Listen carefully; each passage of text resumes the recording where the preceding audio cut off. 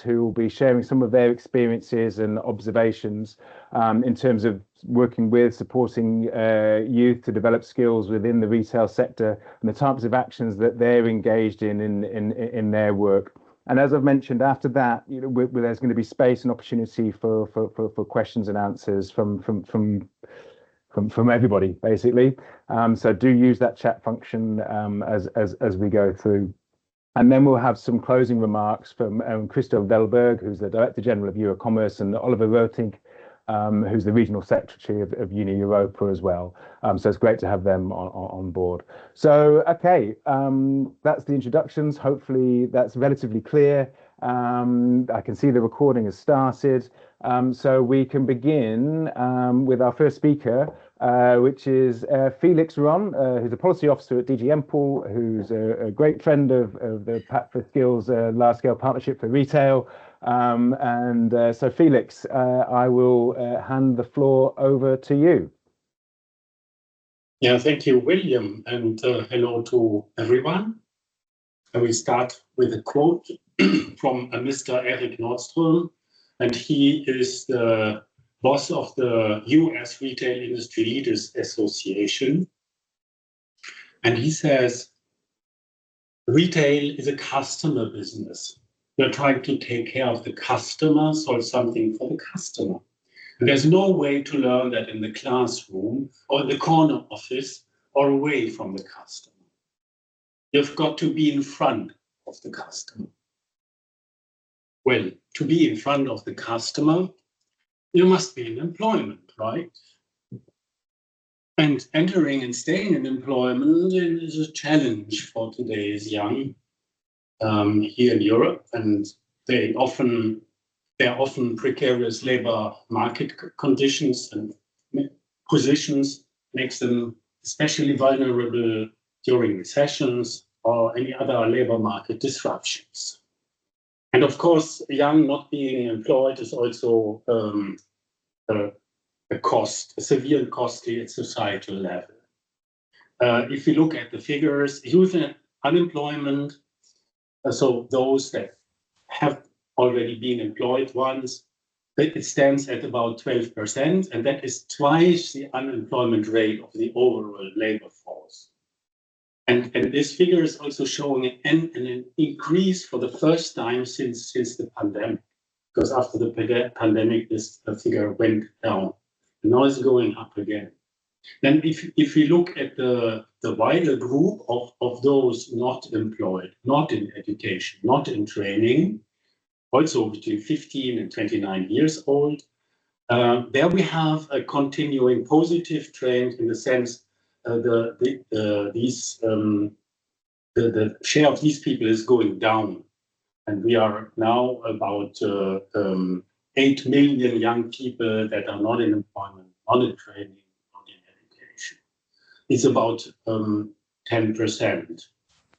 So in the current situation of labor shortages, young people and the mentioned NEETs represent a potential untapped source and driver of labor and economic growth. So we should tap into this source. And then there's also the twin transition, so the green and digital transition. And there's also potential to offer jobs because new jobs emerge. And that's an opportunity to get young people into employment. In retail, for example, you have brand partnerships managers, sustainability consultants, green marketing lead, climate action and resilience lead. These are relatively new job profiles. And these offer also chances for young people, and you know that Generation Z also wants to see a purpose in the job and not just the money. Yeah. So for the EU, addressing youth unemployment and getting the non-employment, non-training into a job is a priority. We have also the 2021 European Pillar of Social Rights Plan. And there is a concrete goal that means to decrease the share of these NEETs to 9% by 2030. For the moment, as last year in 2024, we were at 11, so we want to get that down to 9%. So obviously, for this, you have to take action.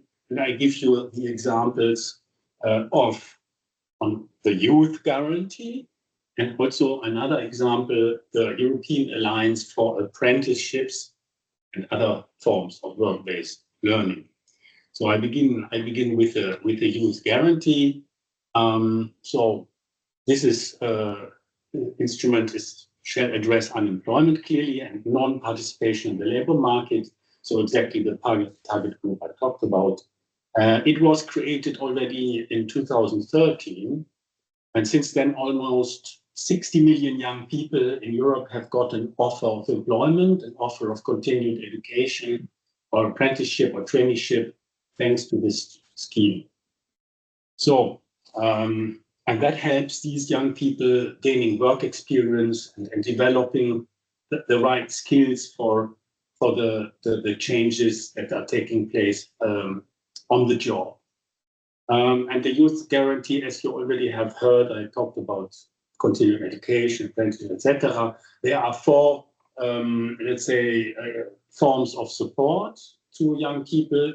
So helping them in the school to work transition, then also outreach and activation of the more vulnerable, clearly also upskilling and reskilling, and fourth, last but not least, post-placement support, let's say after a traineeship, to follow up concretely with the individual and see that the individual gets a real employment.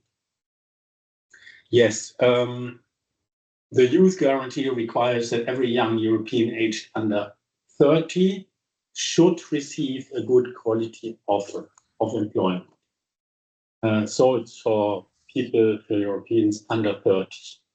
And this offer should come within a period of 4 months from the moment they leave education and training to become unemployed. So within 4 months, there must be follow-up under the skills guarantee. Obviously, it's not the Commission alone that runs this. It requires strong political commitment, not only from the European level, but also it needs support from and in the member states. And the Commission is then monitoring what actions the member state take. And how is this financed in member states? It's the EU instruments here are mostly the European Social Fund Plus and the Resilience and Recovery Facility. So easing the transition between school and the labor market, there to need to equip, of course, the younger generation with the right skills and competences. For example, also mentioned already, through traineeships, and there's also EU action here. The Commission has proposed a traineeship package in 2024, and this package aims at improving the working conditions of trainees, improving the quality of traineeships in general, and voila, because traineeship is one of the means to help young people to get into the labor market. Another instruments are apprenticeships or other forms of work-based learning. And here we have the European Alliance for Apprenticeships now, and the European Alliance for Apprenticeships shall promote apprenticeships and work-based learning, so increase the share of work-based learning in vocational education and training. And this is for young people, so that are coming from school. This can be in the form of the dual system, like in Germany. One part is spent in the company, the other part is spent in the company. it can be like in the Netherlands, where in schools you have simulators. In schools, you have, let's say, models of factories where you can simulate real working conditions. You can simulate hiccups in the production process. And that way, they learn also on a work basis, but in school. So this is the idea, practice-oriented learning, also promoting the quality of the learning that concerns also the teachers or then the trainers in the companies. And this initiative exists since 2013, like the Youth Guarantee as well. And clearly, we can see that evidence shows that people that have a strong element of work-based learning in their training, their transition to a stable job is much easier than for vocational learners that come from systems that are only school-based. Then we can also see that in those member states that have very strong vocational education systems, that also the social partnership is very well developed. This is one of the preconditions for having a working apprenticeship or work-based learning system. The overseeing of this system by the social partners and ownership, so to say, of the social partners. So since we see that this instrument works well, we promote also to member states, let's say, that have less developed systems of apprenticeships or other forms of work-based learning. And if I look shortly into the future, here we are here at an event of the Pact for Skills Partnership in Retail, and the future will see a rapprochement of the European Alliance for Apprenticeships and the Pact for Skills, because I think that this can have super synergies. And I leave my opening statement there. Back to you, William.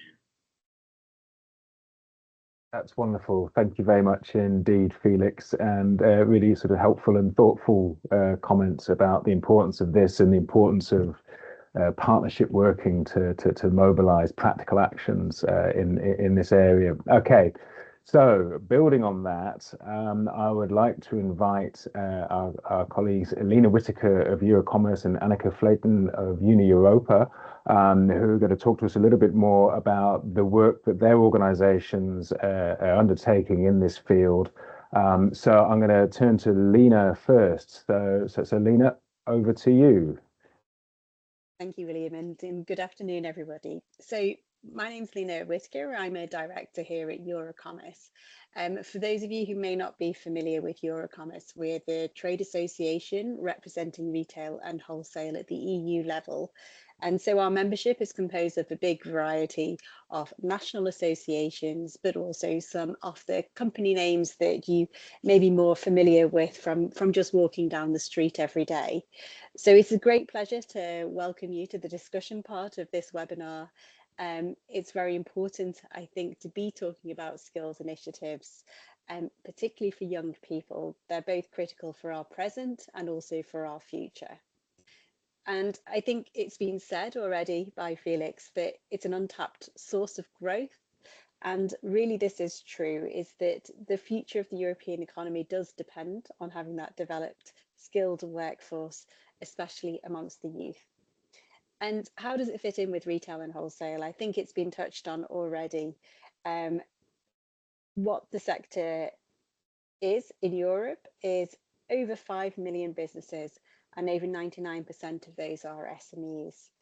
As a sector, we're one of the first private employer in Europe. So that's providing 26 million jobs to Europeans. And what's most important perhaps today is that 1 in 7 are young people.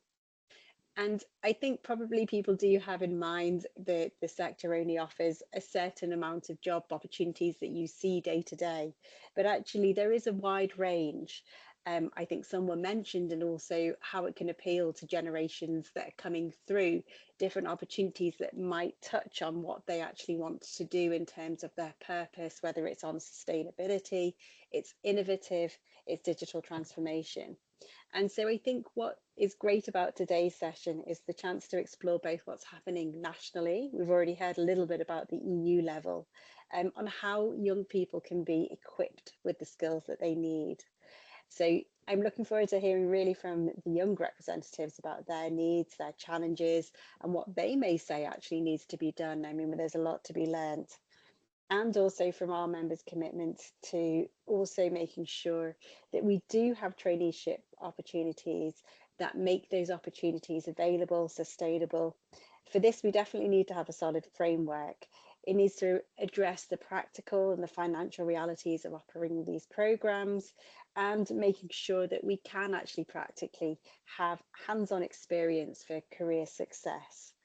I think it's also been said as well that cooperation is definitely key, and that's why this forum is a great way to bring together the voices.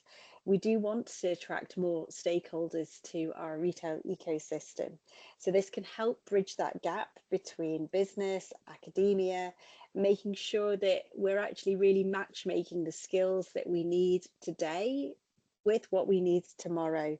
I think there's a lot to be learned from each other. And on that note, I'm looking forward to the discussion. Wonderful. Thank you very much indeed, Lena. And Annika. Okay, thank you. And good afternoon, everyone. I'm Annika Flaten. I'm the director of the commerce sector at UNI Europa. And UNI Europa is the European Trade Union Federation for all the services sectors, and commerce is the biggest one. And together with Valeria, Lena's colleague, I do coordinate this retail large-scale partnership, or LSP, as I will call it further on. I would like to start with a brief thanks, and that's to the steering group of our LSP, to Ecoris, to the speakers, and also to participants, and of course also EuroCommerce for making this webinar happen. And then back to retail. Retail is changing faster than ever, and it will most likely not slow down, rather the opposite. We have new technologies, greener business model, new customer habits, and all of that means skills, and of course, both new opportunities and challenges. And the real question is, how do we make sure that everyone benefits from this change, and especially young people? For UNI Europa Commerce, skills and youth opportunities are key to keeping our sector innovative, sustainable, and fair. Young workers are already driving change in retail. They are tech-savvy, adaptable, and creative, but they need more than short-term and part-time jobs. They need good quality jobs and training that actually leads to decent, secure work and real career opportunities. Because skills only make sense when it's matched with quality jobs with fair pay, safe and decent conditions, and a future to grow in. So otherwise, we risk losing the very people who could help our sector to thrive in the future. And as retail moves through both digital and green transitions, that's not new to anyone, it is essential that access to training and upskilling is open to everyone, not just to workers in big companies or with stable contracts. Workers in smaller stores working part-time or on temporary contracts deserve the same chance to learn and to grow. And let's not forget, young people should not just be trained for the future. They should be part of shaping the future. So their ideas and their experience must be part of how we design our sector's next steps. So let us use the LSP to make sure that today's and future discussions lead to real opportunities, new skills, good jobs, and a retail sector where the next generation wants to stay and build its future. So thank you, and I'm looking forward to the discussions, and over to you, William. Wonderful. Thank you very much indeed, Annika, and to Lena as well. And it just really does go on to illustrate both the scale of the sector and the importance to youth employment and the pace of change and offering sustainable and meaningful careers and jobs in that context. So the question then is how and ways of doing that. So that is the segue onto our panel. So what I'm going to do is just introduce the panelists, and then we will move into the discussion to find a little bit more about their work, how they've been approaching this topic, and some of the lessons that have arisen from there.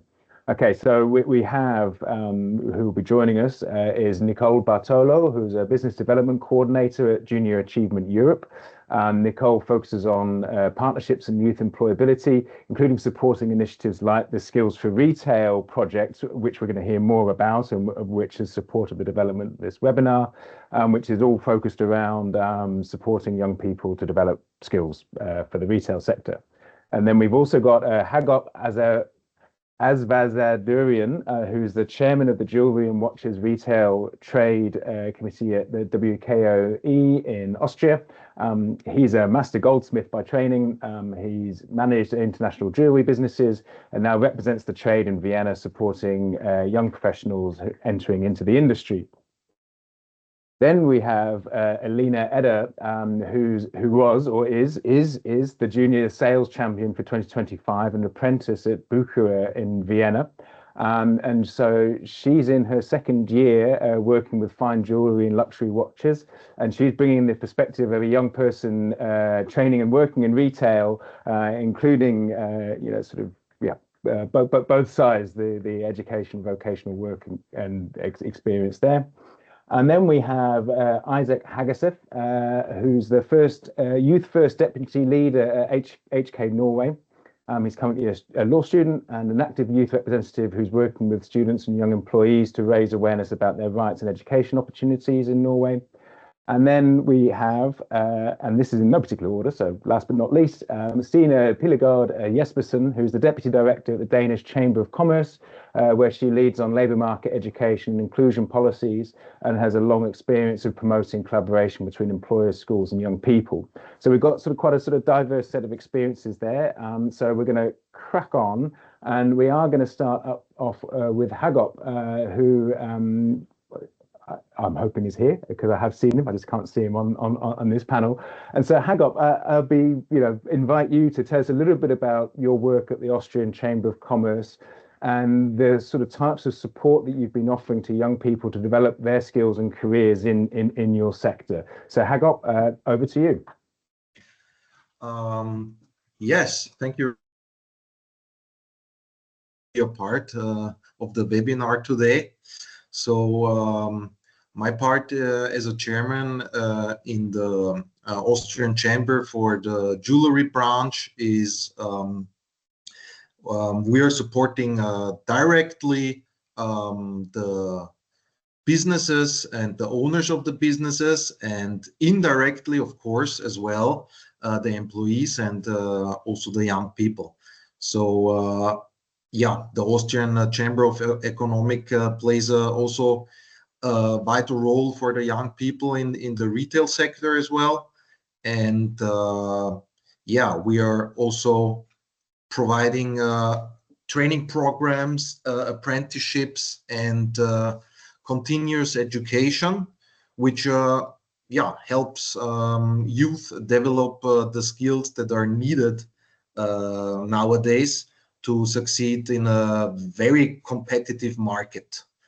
Also, the Chamber offers guidance on career opportunities, entrepreneurships, and legal regulations, ensuring that also young workers and business starters are also well informed and helped.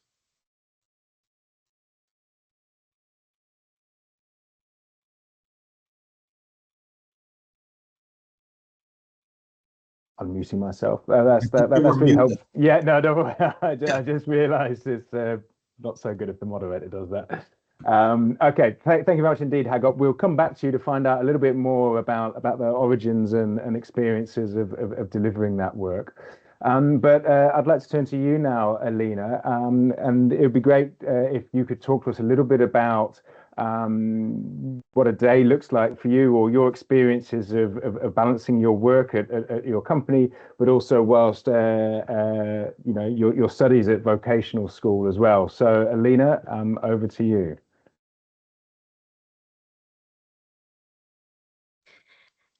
Hello, my name is Elina Eder. I'm 21 years old and currently in my final year of apprenticeship as a retail assistant in the jewelry and watch sector at Buchera in Vienna. Before starting my training, I worked as a professional ballet dancer and fitness trainer. While I have always loved those creative fields, I wanted to build a stable and secure second career. And since I have always been interested in beautiful jewelry and watches, I decided to start an apprenticeship with 20 years old and yeah, to come into this beautiful industry. I began my journey at Dorotheum. That's an Austrian jewelry store where I spent 1.5 years learning the basics and about customer service and retail in general.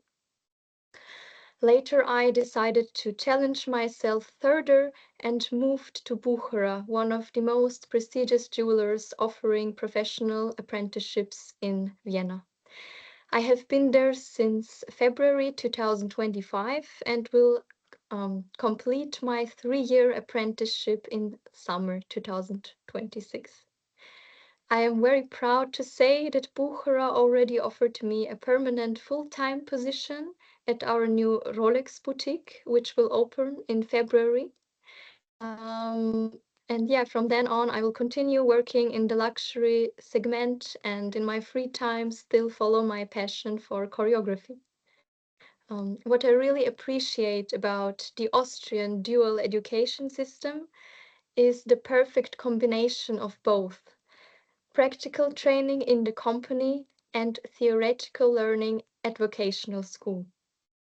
At school, I learn about the history, the materials and production of jewelry and watches, as well as applied business studies, customer communication, professional English for retail, and computer skills such as Excel or Microsoft Word, which are all essential for modern retail. At Buchera, my days are very diverse. In the morning, I prepare our working tools and displays, as well as helping in the stock room and assisting my colleagues during sales. And whenever I feel confident, I even serve customers and complete sales myself. Our store carries over 20 luxury brands, jewelry and watch brands, for example, Rolex, Patek Philippe, Cartier, Breitling, IWC, Messica, to name just a few. Yeah. And working in such an environment offers incredible learning opportunities for me and allows me to develop my product knowledge and communication skills, as well as just my confidence every day. What I love most about Buchera is the team spirit and trust. So we learn from one another, from experienced colleagues and store managers, and we are encouraged to grow and take responsibility. The combination of hands-on experience in the store and academical learning at school is a solid foundation for the future. Whether that means staying in sales, becoming a store manager, or exploring other career fields within the sales industry. I'm very grateful to be part of the system, and I truly believe that apprenticeships are one of Austrians' greatest strengths, offering young people both professional security and personal development. Thank you very much for your attention. That's lovely. Thank you very much indeed, Alina. And as with the other panelists, we'll circle back and explore some of your experiences a little bit more as we go along. Moving on from yourself, Isaac, I was wondering if you could just talk to us a little bit about the types of skills young workers in Norway, the commerce sector need, and sort of some of the challenges and opportunities that you've been navigating in your work. Yes, thank you very much for the invitation, by the way. It's very nice to be here. I think that the Norwegian commerce sector in general is moving quite quickly right now. We're moving away from cashiers in many stores, and we use more self-checkout machines. And one of the changes is also in the consumer habits that are changing, because they're both getting more conscious about what they're buying, but at the same time becoming more price oriented because of the cost of living problems. That is a general European problem. And I think that one of the key skills that arises in this area is the need for more focus on the interaction with the customer, because in competition with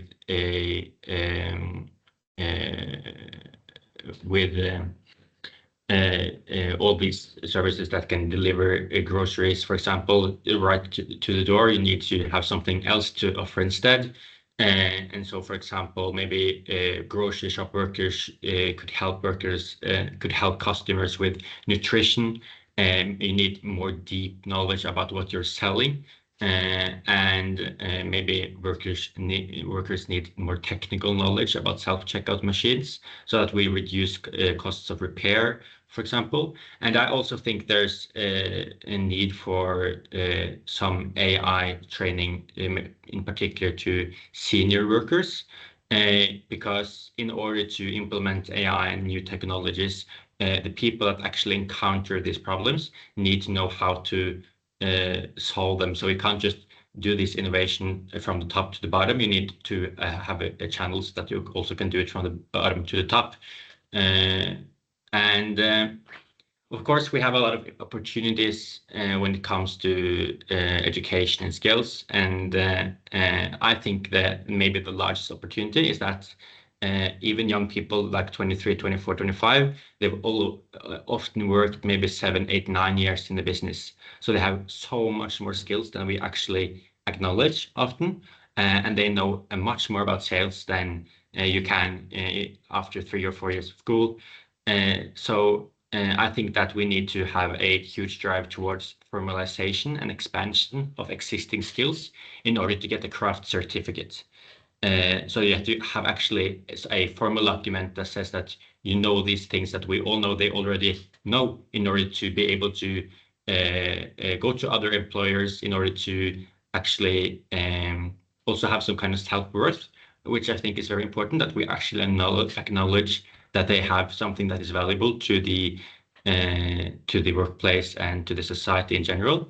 And also one of the challenges that I think is the largest is mostly finding time and place for education. But a few Norwegian employers have already started to have programs where you can have craft certificates within the workplace. Also, we have other programs that you can do that with. And I think that's what I'm going to say for now. Thank you. Wonderful. Thank you very much indeed, Isaac. And yes, it sort of goes to illustrate both the sort of the length of people's experiences, but also the way skills might be changing into the near future or right now as well, and how to respond to that. Okay, so as with everyone else, we'll come back to you as we go along. But now I'd like to invite Stina just to talk to us a little bit about the work that's taking place in Denmark, in particular the Youth Promise Initiative, its origins and its implementation. So Stina, hopefully you're... Thank you, and thank you for inviting me to participate in this panel discussion. I'm from the Danish Chamber of Commerce, and it's not a public organization. It's a employer and business organization in Denmark for the service industries primarily, and for the retail sector as well. And just to start, we have a similar system like in Austria, in Denmark. Actually, about 20 to 25 of all apprenticeships in this private sector in Denmark are in retail. We have a really large number of young people getting an education that way. And we also have another thing in Denmark. We have after-school jobs, which is a long tradition in Denmark, where approximately 1/3 of all young people from 13 to 17 years old are having after-school jobs, and 4 out of 10 of them are employed in the retail sector. So we have a lot of young people in the retail already in Denmark. So it's not such a big issue in Denmark trying to get young people to get into retail. But the youth promise, which I was asked to talk to you about and tell you something about, is a political initiative that has come by because we have a broad political consensus in Denmark about a major challenge that nearly 45,000 young people in Denmark are not in education nor in employment. And there's a consensus about trying to do something about that. So the Youth Promise is a national-wide partnership across society, and is founded on a broad political agreement in the Danish Parliament. And the new thing here is that it's not just the businesses and the government and the local government, but it's also civil society organizations who are willing to contribute and try to take responsibility and to help to create job opportunities for young people without an education or a job. The aim is to try to get these young people who perhaps have disabilities, who have mental health issues, closer to work or education, and give them an opportunity to participate in meaningful communities. And we have a national partnership consisting of large enterprises of the Danish government, of the local government Denmark organization.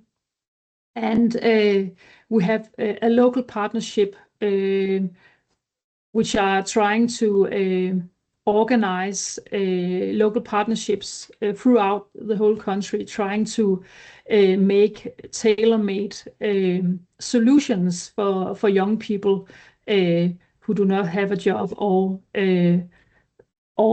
are currently trying to get an education. It's a fairly new project, so we don't have any takeaways to offer you right now, but it's founded on a political agreement barely a year ago. Yes, I think that's what I would say to start.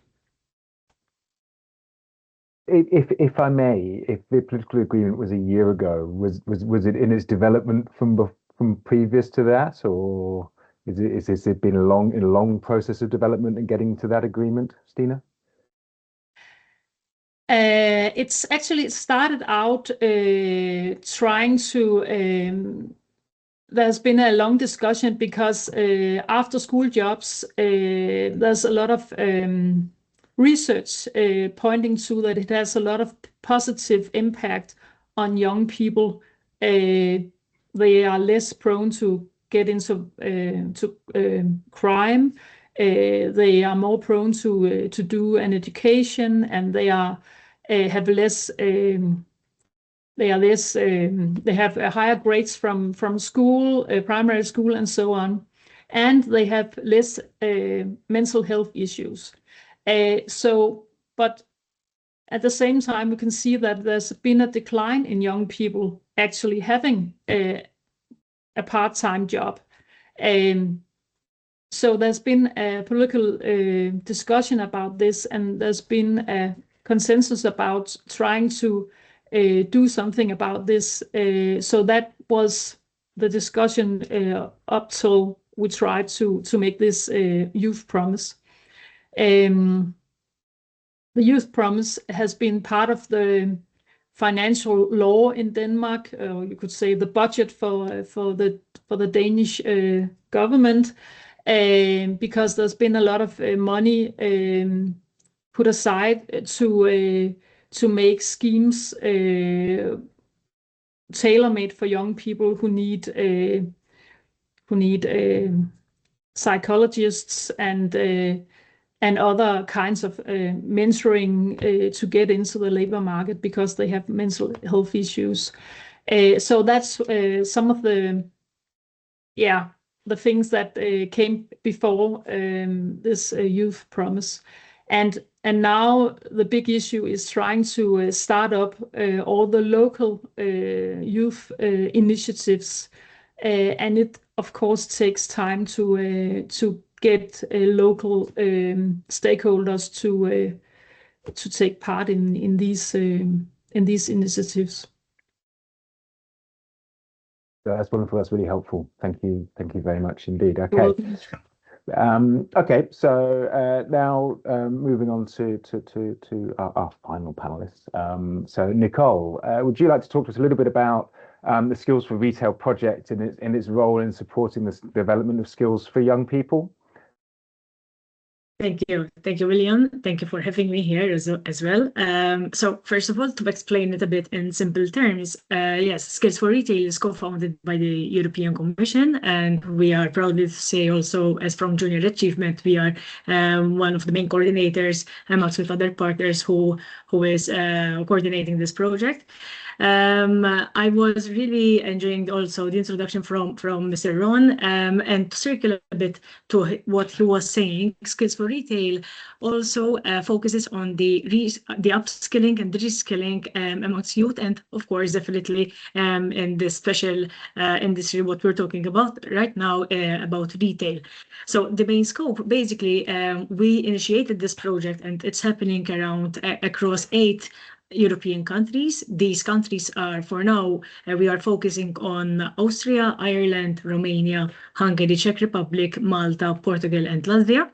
And what we're trying to do is we are initiating different courses, which of course they are all related to the retail industry, such as, for example, we have the digital skills, the green skills, the resilient skills, all of course that the retail employee who is trying to have that, trying to learn better so they can give a better service to the consumer at the end of the day. So that's in a nutshell. However, why Skills for Retail, and what is the scope of Skills for Retail? The scope mainly is more to bridge the education and the work. So Skills for Retail, it equips mostly to young people with practical and to prepare them for work readiness and to give them all the skills that complement their formal education. We are promoting also hands-on experience. So this means that the program also focuses on real life scenarios, allowing participants also to practice customer service, sales, teamwork, and problem solving. We're trying also to provide career guidance. So it helps young people to explore also different career paths in retail and understand the skills employers and the skills employees and what they are looking for. Also to add some points on what what Elena was saying, and I was also taking some notes from her testimonies, because it was really nice also to hear a perspective from a young person like that she had a career in arts, and then she wanted to also develop her another part in retail, and she mentioned a very strong word, which was confidence, and that is something else what we are trying to focus on, empowerment. Skills for Retail, basically we are building on the youth's confidence, to give them more self-awareness, soft skills, and also to improve about the communication and the adaptability. Skills for Retail is not, we are focusing mostly on youth, but however, when it comes to the upskilling, then we are also trying to focus on the current employees that we already have in retail, because those are the crucial and the most important, of course, people that they are already giving us the service, and we are trying to give them also the learning that they need and at their current job and their current role, also to improve and they scale up on the same career that they chose. So basically, the Skills for Retail, we are trying also to explore, to expand in different countries. For now, we've tried with the first 8 countries. It's going really well, and looking forward also to see where the future will take us.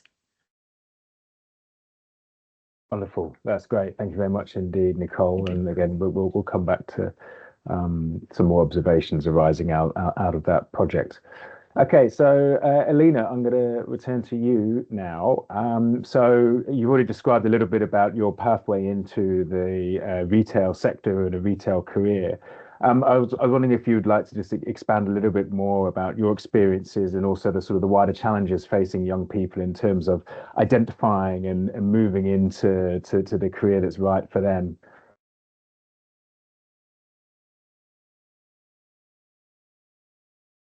Thank you, William. I think one of the biggest challenges for young people today is finding real guidance and experience.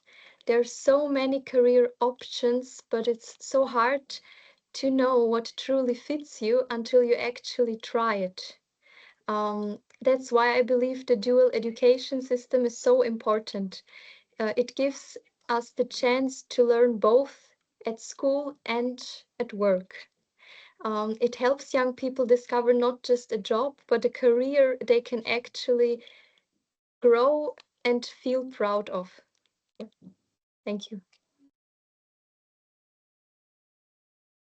If I may just follow up on that, do you have peers at work or your contemporaries in your education institution? What are your experiences of balancing starting out in employment, but then also studying at the same time? I mean, you've talked about the complementarity between the two, but how does that look and your experience there? So yeah, we have a 3-year-long education. In the first year, it's a full-time position, but 2 times a week, so 2 days a week, you are at vocational school. In the second year and in the third year, you have vocational school just 1 time a week, and all the other days you are in the store working together with the colleagues and with customers. In the first year, I was more behind the scenes, yeah, much learning about the theory and the beginning of the first touch of customer service. And second and third year is really much more practical and independent working already. That's great. Thank you very much indeed.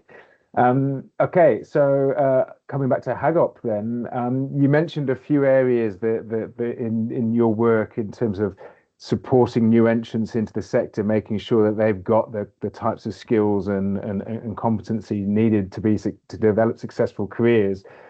both as employees, but also in terms of business startups. So, I mean, I was just wondering if you could explain a little bit more about, how your work is sort of identifying those skills needs and then supporting people to kind of stay in ahead of the curve, as it were, in terms of what skills are required for success. Well, in the executive board of the WKO in Vienna, we're always we're sitting together and we're brainstorming and we're thinking what we can do even better, because I also think like Elena that our system is already very good, but we always are trying to find even better ways to be able to achieve that also the young professionals stay very competitive in I would say a very fast changing retail world. And we came up with the idea to do something extra, something that would also benefit the industry as well as the schools. And we want to develop a modern online learning platform, which is tailored specifically to the jewelry and watch industry in Austria. And it will combine an even higher expertise, a product expertise, sales excellence, digital retail skills, and the most important is that it will be accessible anytime and on any device. Because I remembered when I started in this industry, I was also working as well in a very big jewelry store that has more than 300 stores in Europe. And they had a very, very good intranet learning platform. And I catched myself sitting at home in the evening, still learning, because it was very interesting for me. It was also something like a hobby, and I learned and I learned, and I started to know a lot of things, and it figured out that really, there were more job opportunities afterwards. And I think this is something where we can still achieve to get even better. So what we want to do is to support both the new entrepreneurs and also the sales teams in all the stores in Austria with the knowledge that is always up to date, also consumer behavior, new stuff like digital buying trends, e-commerce, social media marketing. I think it's also very important that the young salespeople know also different kind of stuff, maybe also something that they are not used to work with it daily, but still also have a connection with the other branches or other teams in their business, So e-commerce, social marketing, sustainable and transparent supply chains, which will be also with the European Union a big thing in the future. And something like brand storytelling, customer experience, which is also changing a lot in the last years. Thank you. Oh, that's great. And I mean, it also just illustrates the diversity of the types of skills and business activities, and keeping pace with that in flexible ways whilst also recognizing it, which is something that Isaac touched on as well. So, Nicole, we're going to come back to you. I was just wondering if you want to give some observations about what's specific about the focus on retail and skills in the retail sector in comparison to different sectors. I mean, Hagop's already just described a few different areas, and whether you've got some emerging sort of key takeaways for young peoples and companies, from their experience of being part of the Skills for Retail Alliance. Yes. Again, just to continue on the same point of Hagop was saying, we retail is one of the biggest sectors, and it is fast changing in today's world. A few years ago, before COVID, I think it was very much normal that a person goes and buy whatever they wanted at the shop. After COVID or during COVID, I think that also changed because we are making most of the use of most of our buying mostly online. So we just giving that example, I think all of us agree how changing and this industry is the changes that this is doing. So just to answer your question, William, yes, youth employment is offering many entry-level opportunities right now, and why also we would like the youth, the key takeaways that the young people can take from Skills for Retail, also from the sector itself, is because we would like also the practical experience to strengthen their employability and to encourage them also to choose retail as a career path. This also we are trying to also to improve their soft skills, such as, for example, the communication, the teamwork, problem solving, and to make them the critical thinking to take out that critical thinking out from themselves, and also to be creative of what they can offer to the sector. Because as we saw also, we would like also the retail to move to the next phase, to the next level. As we said, retail is rapidly evolving, and due to technology and sustainability trends, we would like to give the young people the experience in a dynamic environment. Having said that, of course, when it comes to the customer-focused economy, the skills that we are trying to teach the retail, such as customer service and teamwork, I think this also focused how important it is, not just in this industry, but in general, after all. So yes, also we would like to inspire to consider retail as a long-term career path, as I already mentioned, and this means that with the courses that we are trying to offer, and this is where also why we are doing Skills for Retail, the name itself is to provide opportunities, and that's why we are trying also to reach out to different companies. And I'm proud also to say that we have quite a good numbers of companies that they endorse our project, and we are working right now with them to give the experience, to give the paid internships also to our youth, just to learn more about what they can do. As a key takeaways for the companies, we are trying to motivate the young talent for the future training, to also give them the experience that they need, apprenticeship. When it comes to also job shadowing day, we have multiple of examples of already what we are trying right now, and what we would like to enforce also. Maybe enforce is a bit of a strong word, but what we would like to imply to the other companies, to give these opportunities always to the youth. Having said that, I also want to point out that we are also working not just with companies, but also with vetting schools, professional vetting schools across European countries, just to promote these courses, so they can teach these courses, what we are offering, completely free, by the way, because these are funded, as mentioned before, to the youth and to the persons who are interested to build a career path. And we believe also in this initiative, because that is a one way to go, one way to start, to also develop in this industry. Just to conclude, the insights that we also try to give insights, new ideas, fresh ideas, and energy that to the companies, that of course I'm not saying that the current age or the current employees are of course they are still important, but I think all of us, we can agree here that the youth, they can give the new energy, the fresh ideas, and more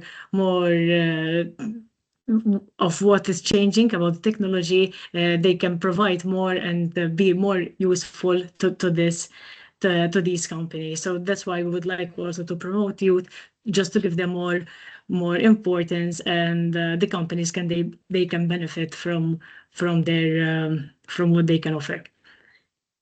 On that note, I think I can conclude here from my side.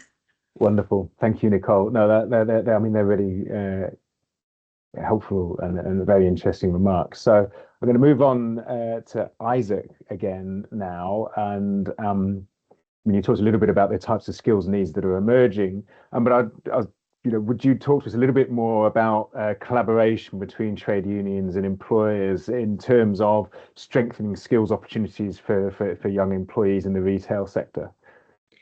Yes, first of all, there are already a lot of projects that are either run by the employers or run by the employees' organizations. So there are already a lot of projects that will enable you, for example, to get the craft certificate, which is very important for Norwegian workers. But there are also other places where you have rights to develop your skills. So, for example, in almost, or I think actually all our collective agreements, you have a right to take exams during work time and still receive pay for it. Because these collective agreements have so many workers that are covered by them, it sets the standard, I think, for a lot of other workplaces as well. And also in some agreements, we have days for exam preparation. So you will both receive free time and pay for exam preparation, and also for actually taking the exams. And also we have this fund, which is financed by the employers' organizations, but where they have the rights to deduct this fee from the workers' pay. And this fund is only supposed to be used for education, for both the employer's side and from the employee's side. So in my union branch, for example, we are using these funds now to having courses on AI for shop stewards, so that you have funds which can finance these initiatives locally and use the skills that we have also among our own members. And but I also think that we need to really go back to the basics to some degree, and just focus on that this is maybe the sector with the most amount of people that have a lot of practical skills without having any formalized proof for their actual competence. And so we need to make it easier, for example, to finish high school. And when we do these collaborations, I think it is very important that we are not only talking employers' organization and employees' organization, but we talk across the sectors, because it is very it will be very bad if we end up having great courses for people that work in the commerce sector without having any eyes of the huge needs of the healthcare sector, for example. So we need to educate people also in order to be able to move them between the different sectors of society. And that is also in the interest of the employers' organizations, of course, because without a functioning healthcare system, I think they will find themselves with a lot of costs with regard to healthcare insurances, for example. So we need to have this discussion not only with the employers' organization, but cross-sector. And that is very important in order to actually use the huge resources and in human resources that we have available in this sector, in particular in regard to the demographic changes and the amount of elderly people that my generation need to support, both economically and in the hospitals as well. So yeah. Thank you very much indeed, Isaac. Okay, no, they're very, very helpful contributions, and yes, it'll be a challenge. Okay, so we've reached the end of the specific contributions by our panelists about their work. and we've heard sort of quite a lot of different insights, but still some very sort of common themes about the range and sort of fast-paced change in terms of the types of skills that are needed in the sector, and the importance of enabling participation of young people, including with sort of relevant training offers. And then throughout all of this is a theme of partnerships between employers, unions, and of course the employees themselves in terms of supporting vocational education and training. But I'd like to ask each of our panelists really the sort of the $1 million question is how is it that we can make sure that vocational education and training in the retail sector is more attractive or attractive to young people? So I'm going to, in no particular order, I'm going to start with Stina. If you'd like to give your reflections, then I'll call on each of our panelists individually to give their final observations on this important challenge. Well, I agree that's the $1 million question. We have the same system as in Norway. Every company in Denmark pays a fee to a national fund, where companies through all sectors can get a reduction if some of their employees are doing continuing education. And someone talking, I don't know. And we also have a lot of courses, and we have rights in our collective agreements where you can have 10 days per year to go to take courses and get more competences and skills. However, in retail, it's not in very high demand among the employees compared to other sectors, and that's a huge challenge. I don't know if that's specifically a problem for the young people, but in general, it's a problem that it's very difficult to get employees motivated to go to courses or to try to educate themselves. Perhaps one of the ways to go about it is online platforms like you mentioned from Austria. I don't know. We have teams. We're teaming up with our colleagues in the unions to visit larger companies and meet both employers and the employees to talk about the opportunities and possibilities to have education, to try to motivate both employers and employees to set more steam under this train of trying to get people to educate themselves. But it's difficult, especially in retail. Yeah. That's great. Don't worry, we don't expect the complete answer. Yeah, it is difficult, and it's always going to be multifaceted. But that insight is really helpful. Hagop, I'll turn to you next. So I was also thinking how my education was back then in Austria, how it worked, how satisfied I was, maybe what was missing. And I was thinking a lot about this question, and I came up that sometimes it felt like a little bit old school, So I think nowadays what makes it very attractive for the vocational education is that it has to feel inspiring and relevant for the young people, and furthermore also future-proof, right? Because also we want to offer support to the companies that young people want to make their careers, they want to be creative. It has to be also meaningful what they are doing, And well, we all know that it should also be connected with their lifestyles. And I think this is a very tricky part. But I think we should aim very big. We should aim very far. And yeah, we should just work hard to make these things as possible, as much as possible, you know. And yeah, in Austria, we are also always in contact with all the businesses. The bigger businesses, they have already a very strong educational platform, like an intranet or something like this.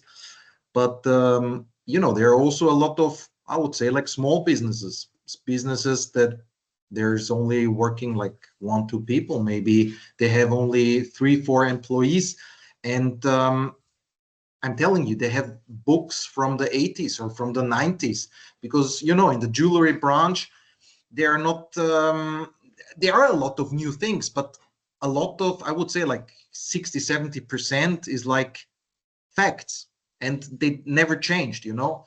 So what we always used to do is for these businesses, to support them, and also the young people in there, the employees as well, that we brought new books that had more information, or even more information.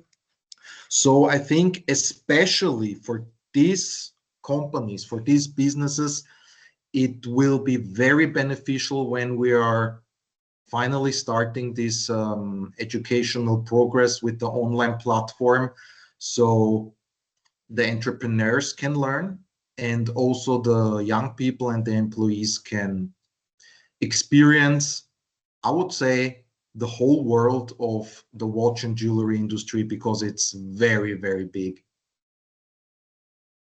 That's great. Thanks so much indeed, Hagop. Nicole, I'll ask you to say some brief words before I turn to Isaac and Alina, who can you know, give us their closing views. Thank you. Yes, so just to recap also of what I've been saying, is that I think the retail, it's something that we need to be more, take it more seriously. I really believe that sometimes we take it, it's very underrated subject. And but as we were discussing also, the retail industry is growing really fast. We would like also to have new minds, new thinking skills, and I think also skills for retail. Maybe some people who are listening to us right now, if they would like to learn more about it, we also have our own website. So I really encourage you also to visit this website to learn more of what we are offering, to be part of it, part of our community.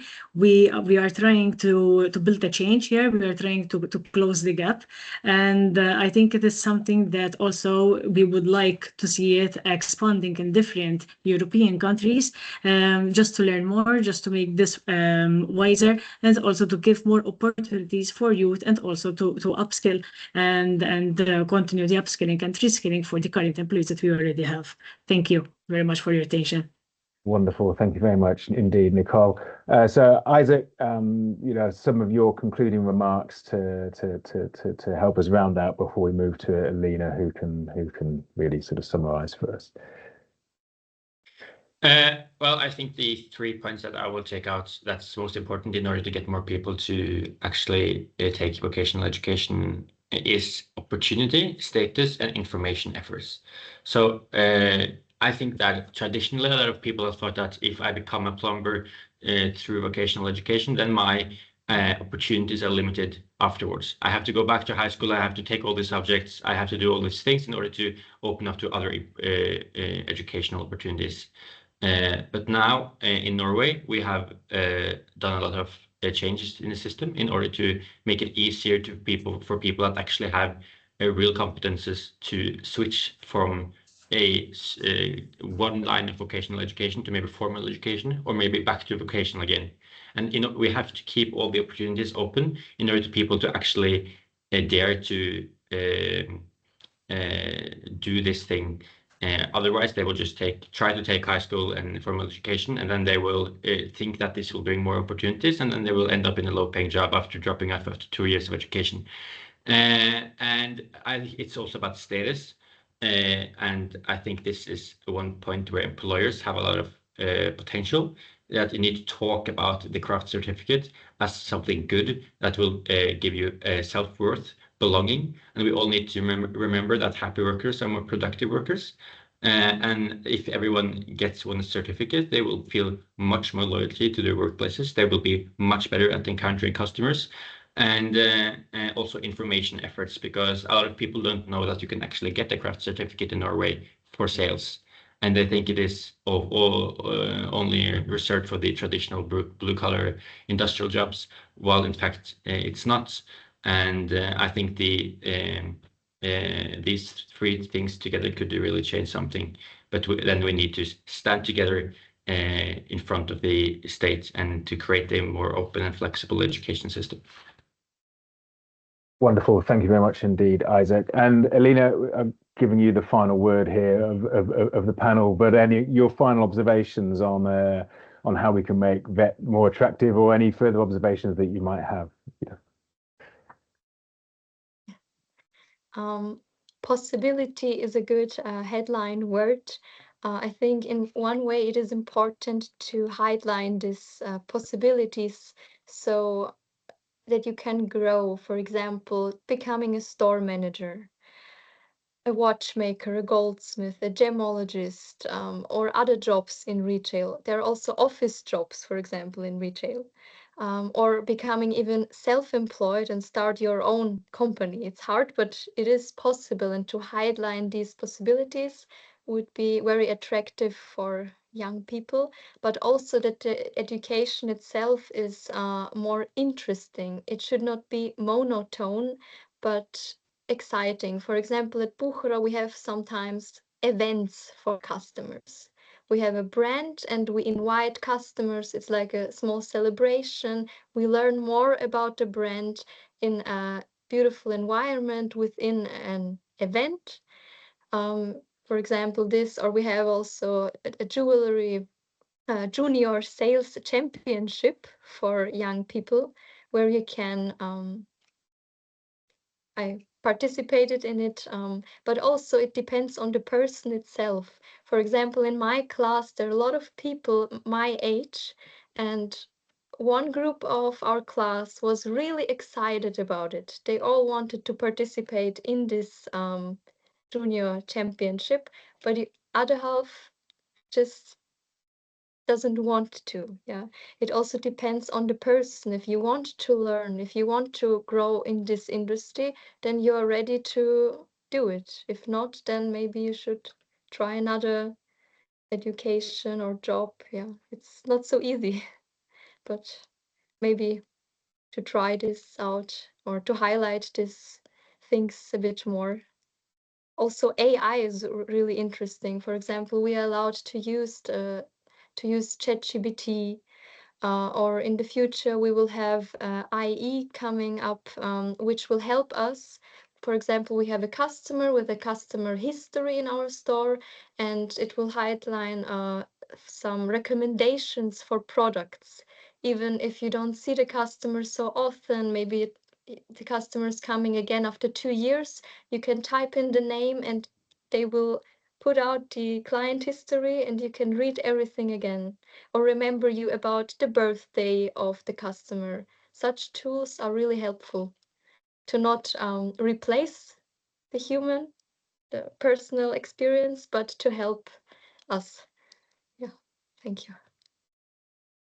That's really helpful. Okay, so thank you for that, Alina, and thank you to all of our panelists. That was a very interesting conversation that's to help to illustrate again, the diversity, the pace of change, the requirements around flexibility, and the different types of careers and opportunities and people who are developing these kinds of skills, and the way that our systems need to respond to that. We have very limited time for questions, and we haven't been asked any questions in the chat. I am going to give any participants a last opportunity to put a hand up if there are any questions to our panelists off the back of that quite wide-ranging and very rich discussion. And I feel like I'm in an auction, you know, sort of going, gone. I don't yet see any hands being raised. Well, there we go. Felix, just before the hammer came down. Felix, please, your question. No, it's not a question. I would add to the question how to increase the attraction of vocational education and training, that in the program of vocational learners is a work or study placement abroad, may it be through Erasmus Plus or a national program, but that this work or study placement of the vocational learner is an integral part of the program. I think this would make vocational education training more international and interesting, yes. Wonderful. Thank you very much indeed, Felix. Stina, you've got your hand up. If you have, okay, okay. Well, I just remembered that we have 2 initiatives in Denmark that I could share share with you. One is that there's a huge political focus on getting more apprenticeships in Denmark, and one of the initiatives is to we have these education committees on each branch that have apprenticeships. They get money to try to promote getting more apprentices in their sector or in their branch. And in the retail education sector, we've tried to do branding campaigns on social media to try to tell young people about the opportunities that we have in retail, career opportunities, the opportunity to start new companies yourself, and so forth. So that's one initiative we're trying to roll out to try to see if that can get more young people into the education. Another is that we have, inspired by what Elena told us. We have this competition once a year in Danish Chamber of Commerce together with our union for retail, where we give prizes to the best, what do you call it? I don't know, the last assignment you do when you do your education. And it's a way of trying to celebrate the talents of retail just being educated that year. And we promote that on social media, and the young people do too. And that's also a way of trying to promote the education and the possibilities in retail in Denmark. That's great. Okay, thank you for that. That was a really helpful follow-up as well from Felix. Okay, so I'm conscious of time, and I think we've come to the end of this part now. So we have I would like to hand over the floor for some final comments to Christel Delberg, who's the Director General of EuroCommerce, and Oliver Rotig, who's the Regional Secretary for UNI Europa, who are going to give us some final reflections and observations on the discussion. Okay, so Oliver, handing over to you. Hopefully you're here with us and primed and ready to say a few final words. Thank you very much, and thank you for the really good discussions here today. What I want to see and stress really is how important looking at use and skill is for the sector, is for retail, for commerce. And I think that has been underlined by all the participants here. And I think we have to continue this, and also making this clear not among ourselves as social partners, but also in all the other stakeholders in our sector. What I want to stress, as a social partner, together with EuroCommerce, we play a key role with our social dialogue, with collective bargaining, with working together our partnerships at all levels to making sure that future skills needs are met by the sector. And I think we have examples across Europe where this worked. We heard examples from the Nordic countries. We had a very good presentation at our last executive committee about our Italian colleagues, how they work together with employers in Italy on this. And we have an example already some years ago from Germany, where we looked really in the skills need for the sector in future. At the same time, what is important, we need to have skill sets which lead to quality jobs. And there again, it is important to engage with young people and to ensure lifelong learning. And there we have a clear challenge. In our sectors, there are too many workers, especially young workers, who don't see this as a career path. They're basically parking there and go to another job as soon as they can.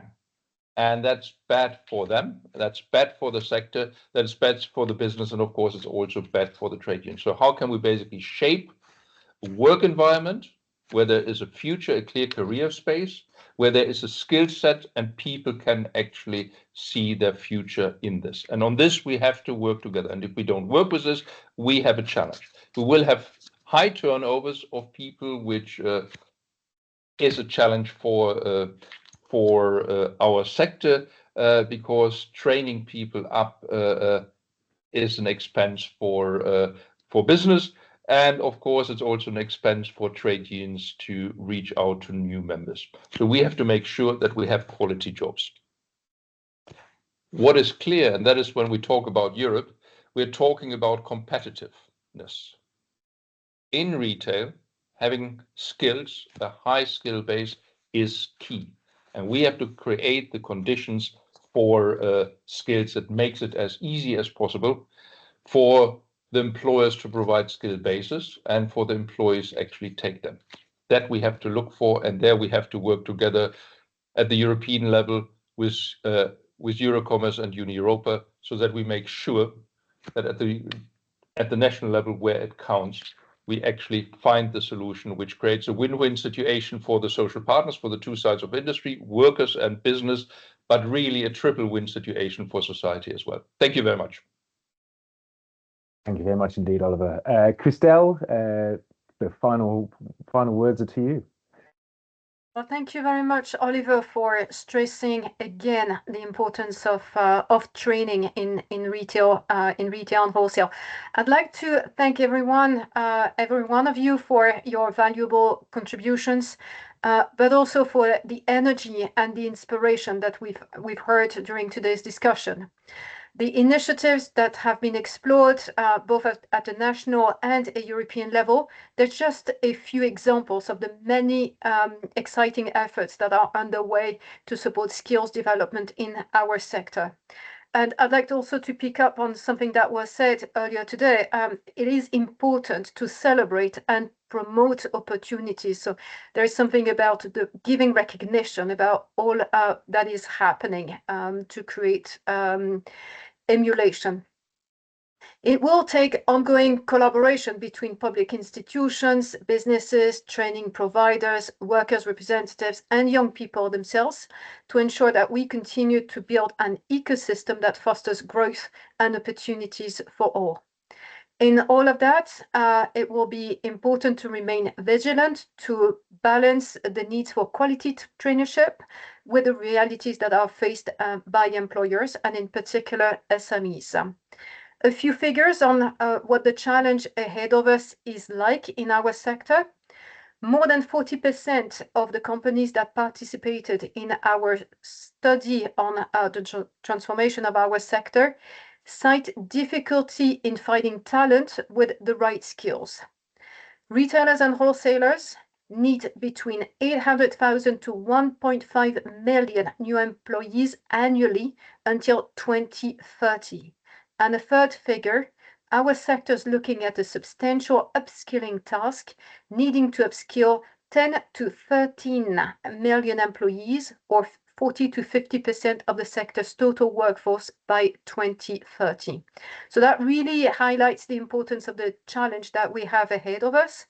And it is important to ensure that employee training stays responsive to the dynamic changes in the job market, driven by innovation, sustainability, and digital transformation.